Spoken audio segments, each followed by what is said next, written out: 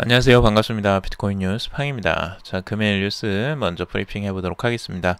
먼저 팩트의 RCG 인수권에 대해서 지금 이야기가 나오고 있는데요.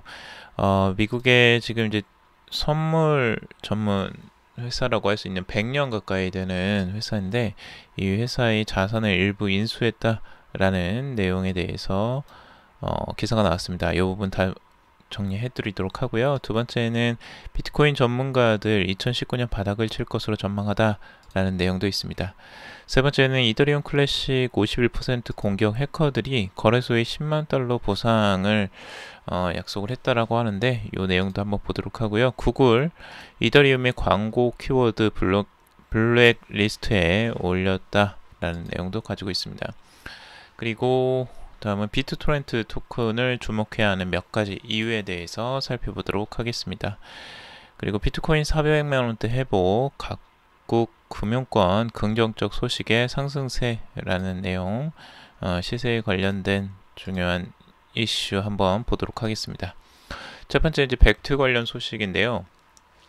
벡트는 지금 최근에 그 CFTC의 승인을 지금 기다리고 있는 규제 승인을 기다리고 있는 과정에서 지금 공격적인 횡보를 많이 보이고 있습니다. 투자를 지금 이제 이번에 1차로 우선은 받았고 지금 이 두 번째로는 현재의 그 독립적인 이제 선물위원회라고 할 수 있는 로젠탈 콜린스 그룹의 자산 일부를 특정 자산을 인수하기로 했다라고 합니다.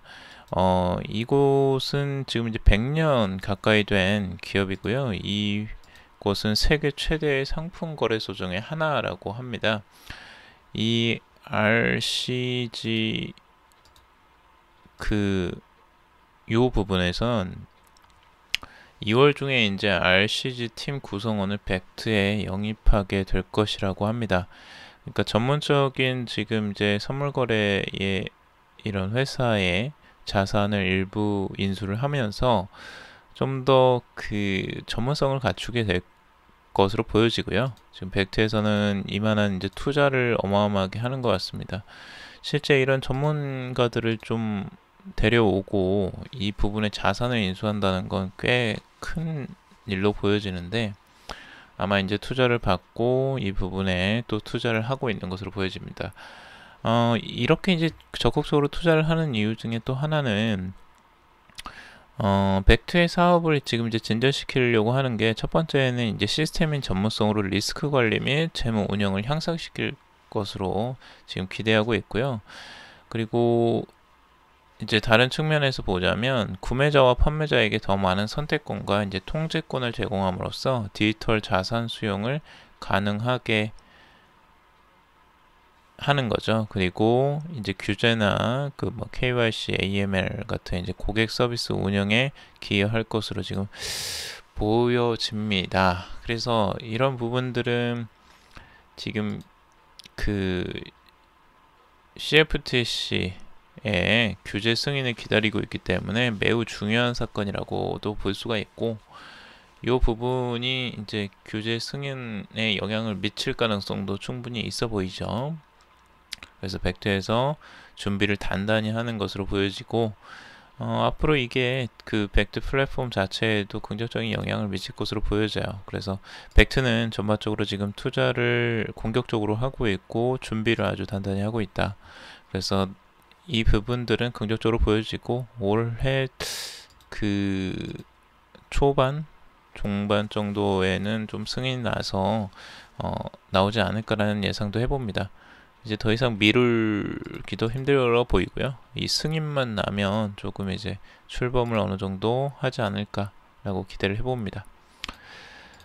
자, 그리고 두 번째는 비트코인 전문가들이 2019년 바닥을 칠 것으로 전망을 한다라는 내용인데요. 이런 기사들은 몇 번 반복되는 내용들도 있는데 한번 더 보도록 하죠. 비트코인이 이제 하락하는 순간 이제 3,500달러 선이 무너지며 아직 암호화폐 겨울이 끝나지 않았지만 올해 주요 암호화폐가 마침내 바닥을 칠 것이라는 가능성을 조심스럽게 이제 점치고 있다. 대부분 이제 달리 비진란트의 이제 부사장 제프 베렉이라는 사람은요, 암호화폐 가격이 이미 바닥을 쳤거나 근접했으며 올 한 해 가격이 소강 상태에 머무를 것으로 예상을 했다라고 이야기를 하고 있습니다. 실제로 이렇게 이제 생각하시는 분들이 꽤 많은 것 같아요. 이 암호화폐 전문가라고 하시는 분들이. 그리고 만약에 일반인들이 비트코인에 대한 잠재력을 이해하고 난다면 성장이 어디까지 이어질지 상상조차 할 수 없습니다. 라고 이야기를 하고 있죠. 그러니까 비트코인의 잠재력을 믿고 있는 거예요. 아까 말한 것처럼 이제 비트코인의 잠재력이라는 건 실제로 이 탈중앙화된 이 자산으로서 그 역할을 계속 할 것으로 이제 기대를 하는 것으로 보여지고, 아까 말한 벡트나 이런 플랫폼들을 통해서 기관 자금이 크게 들어올 것으로 또 기대를 다들 하고 있죠. 그런 부분들이 영향을 미친다고 볼 수 있습니다. 그리고 뭐 또한 델파이 디지털의 주장에 따르면 이제 매도 압력은 거의 다 소진되고 있으며 암호화폐 시장은 2019년 1분기에 바닥을 칠 것으로 보인다라고 밝혔습니다. 그리고 이제 요게 재미난 대목인데, 또 이제 피크를 찍는 절정의 다음 절정은 대략 2020년 4월 17일경으로 추정을 한다고 덧붙였습니다. 근데 이제 그런 주장의 근거는 아직 명확하게 나타내지 못하고 있고, 2020년 4월 17일쯤에 절정이라고 뭔가 추정을 하고 있어요. 근데 여기에서 이제 보는 거는 채굴자의 매도 성향이 블록 보상 감소기와 겹치면서 점점 이제 줄어들고 결국에는 가격 상승을 이끌 것이다. 이것은 이제 비트코인 가격에 매우 중요한 영향을 끼치게 될 것이다. 라고 이야기를 하고 있습니다. 그러니까 채굴자의 매도 성향이 이제 가격 하락에 영향을 미쳤는데 이제 그게 점점 줄어들 것이라고 생각을 하고 있고, 더 이상 매도하기 쉽지 않을 것이다. 라고 생각하는 것 같습니다. 뭐 일부 그런 부분이 있겠지만 그 부분은 조금 더 디테일하게 좀 봐야 될 것 같아요. 아무튼 2019년이 바닥을 칠 것이냐 아닐 것이냐, 전반적으로는 지금 이제 하락세가 굉장히 많이 나왔기 때문에 다들 이렇게 예상을 많이 하는 것 같습니다. 여러분들은 어떻게 생각하시나요? 바닥이 왔다고 생각하시나요? 아니면 2019년이 바닥일 것이라고 생각하시나요?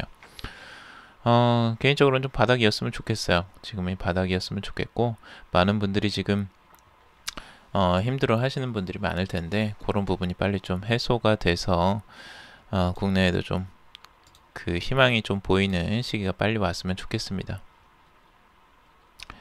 자, 그리고 이더리움 클래식 51% 공격 해커들 거래소에 10만 달러 보상이라고 되어 있는데요. 이더리움 클래식의 51% 공격을 감행한 해커들이 10만 달러 피해를 이제 거래소에 보상한 것으로 밝혀졌다라고 하는 건데, 뭐 재밌어요. 이게 게이트IO에 이제 미화 10만 달러 보상금을 보상한 것으로 이제 밝혀졌다고 하는데, 요걸 이제 거래소 측에서 해커들에게 접촉을 시도해봤지만 10만 달러 보상금에 대한 어떠한 답변도 듣지 못했다고 현재 밝히고 있습니다. 이더리움 클래식이 지금 최근에 거래소에서 이제 해킹을 당하고 뭐 51% 공격을 당했다라는 내용이 있었는데, 요 내용에 대해서 이제 거래소에 10만 달러 보상을 했다라는 측이 있고, 나는 보상에 대한 어떤 이야기도 듣지 못했다라고 이야기를 하고도 있습니다. 근데 한편으로는 이제 거래소 측에서는 이렇게 이야기를 하고 있어요. 만일 해커들이 51% 공격을 통해 어떠한 수익도 챙기지 않았다면 해커들은 사람들에게 블록체인 합의 알고리즘이 해킹 파워 보안 체계가 갖고 있는 위험성에 대해 알려주려 해킹을 시도한 화이트 해커인 것으로 보인다 라고 하는 거죠. 그러니까 해커면은 그냥 이런 보상에 대한 이야기가 아마 안 나왔을 거예요. 그냥 일반적인 해커라면. 그런데 여기서 이제 보상에 대한 내용들이 이렇게 나온다는 건 결국에는 이걸 개인적인 이득을 취하기 위한 나쁜 해커들이 아니라는 거죠. 그러니까 착한 해커라는 거예요. 결국에는 화이트 해커라는 거는 결국에는 이 보안 체계에 대한 부실에 대해서 주의를 요한다라는 걸 미리 알려주기 위해서 선제적으로 이런 부분들을 알려주기 위한 용도로 이런 해킹을 했을 가능성을 점치고 있죠. 그러니까 해커들도 뭐 다 이제 나쁜 해커들만 있는 건 아니라는 거죠. 그 부분에 이제 시장의 건전성이나 이런 이제 투명성 그리고 안전성을 위해서 힘쓰는 뭐 화이트 해커들도 있다라는 부분을 좀 부각하는 것 같습니다. 아무튼 근데 언제든 지금 타조화된 이 곳이기 때문에 51% 공격에 이제 취약하다라는 부분을 지금 보여주는 것으로 보여져요. 그러니까 이런 부분은 좀 조심해야 된다라고 지금 보고 있습니다. 네트워크 해시 비율이 여전히 낮은 상태에서는 항상 51% 공격이 쉽게 나올 수 있고 이런 부분에 대비를 해야 된다라고 하는 거죠. 자, 구글에서 이번에 이더리움 광고 키워드를 이제 블록리스트에 올렸다고 하는데요. 이게 재미있어요. 이더리움이라는 이 것을 구글 광고 캠페인의 키워드의 블랙리스트에 올렸다. 재미난 거는 이 미국과 일본을 대상으로 하는 암호화폐 거래소는 해당 키워드를 플랫폼에서 사용할 수 있지만 타 국가를 대상으로 하는 암호화폐 거래소는 키워드 이더리움을 광고 캠페인에서 사용할 수 없다고 밝혔어요. 그러니까 일본하고 미국만 된다는 거죠. 이게 너무 재미있어요. 이게 왜 이런 것들을 하고 있을지 실제 그 자국이나 아니면 뭐 회사에 도움이 되어서 지금 이런 선택을 하는 건지 좀 궁금하네요. 구글에서 왜 이런 선택을 하는지 아무래도 뭐 정치와 또 연결이 있는 건지도 한번 구분해 볼 만한데 이 이더리움을 굳이 왜 캠페인에서 빼려고 하는 걸까? 좀 의외이긴 합니다. 구글이 원래는 이제 객관적인 그 입장에서 보통 이제 광고나 이런 것들도 해야 될 텐데 일부는 해주고 일부는 하지 않는다 이런 부분은 좀 의아하게 생각이 들죠. 자, 그리고 비트토렌트인데요. 비트토렌트 토큰을 주목해야 하는 몇 가지 이유에 대해서 뭐 기사가 나왔습니다. 비트토렌트 토큰을 주목하는 이유 몇 가지를 보자면 우선 바이낸스의 이제 창립자 자오 창펑이 트위터에 이제 트론이 지난 여름에 인수한 파일 공유 서비스 비트토렌트에 암호화폐 비즈니스 모델을 추가한 것을 두고 현명한 결정이라며 찬사를 보냈다고 해요. 창펑자오는 이제 대배 조상격인 이제 비트토렌트가 드디어 분산 통화를 도입하고 암호화폐 비즈니스 모델을 접목한다. 흥미로운 사례가 될 것이다 라고 기대를 하고 있습니다. 이런 것에 호평을 하고 있죠. 실제로 이제 비트토렌트에서 BTT라고 해서 토큰을 이제 만들었고 트론 기반으로 지금 이제 토큰이 거래가 될 것으로 지금 보여지는데 아무래도 비트토렌트는 이제 탈중앙화된 거래 플랫폼이고 여기서 이제 데이터들이 많이 이제 주고받아지죠. 근데 여기에 대해서 우려를 하는 부분도 있어요. 이 토큰 자체가 이제 굉장히 기대도 많이 하는 것에 비해서 실제 이게 서비스가 유료화되는 거 아니냐라고 이제 많이들 걱정을 하고 있죠. 실제 서비스가 완전히 백서에서 실제로 지금까지 서비스가 완전히 무료는 아니었다고 설명을 하고 있어요. 그러니까 이게 무슨 얘기냐면 실질적으로 이제 그 시스템이 물물 교환 경제 구조라는 거죠. 개별 사용자들이 이제 비트토렌트에서 파일을 내려받을 때 파일 조각을 이제 교환합니다. 그리고 협업하게 되죠. 파일을 내려받으면 그 과정 속에서 파일을 공유하게 돼요. 비트토렌트는. 근데 그게 이제 하나의 그 지불이라는 거죠. 그러니까 뭔가를 주고 그 데이터를 주고 대신 내 데이터를 받아오는 과정을 겪었다는 거예요. 근데 이제 비트토렌트 토큰이 들어가면 거기에 보상이 들어가죠. 그러니까 그걸 공유하는 사람에게 보상을 주고 그걸 다운받을 때에는 아마 BTT를 또 그 내야 하는 그 플랫폼으로 바뀔 가능성이 지금 되게 높아 보여요. 그러니까 요런 부분들을 지금 도입하면서 앞으로 이제 사람들이 적극적으로 그 파일을 공유하게 만드는 원동력이 될 수도 있겠죠. 그래서 더 활발하게 비트토렌트를 더 활발한 플랫폼으로 만드는데 큰 역할을 할 것으로 지금 이제 기대가 되는 부분이고 지금 현재 비트토렌트는 뭐 1억 명 가까이가 이제 쓴다고 해요. 자체적으로는 그렇게 이제 집계를 하고 있는데 1억 명이면 어마어마한 거죠. 그래서 그 플랫폼을 잘 활용만 한다면 아주 큰 입지를 다지지 않을까라고 이제 생각을 하고 있는 거죠. 최근에 이 비트토렌트 토큰 때문에 트론까지도 이제 상승하는 흐름을 보였고, 이런 부분은 앞으로도 영향을 미칠 것으로 좀 보여집니다. 앞으로 비트토렌트 토큰을 좀 더 주목해 보셔야 될 것 같아요.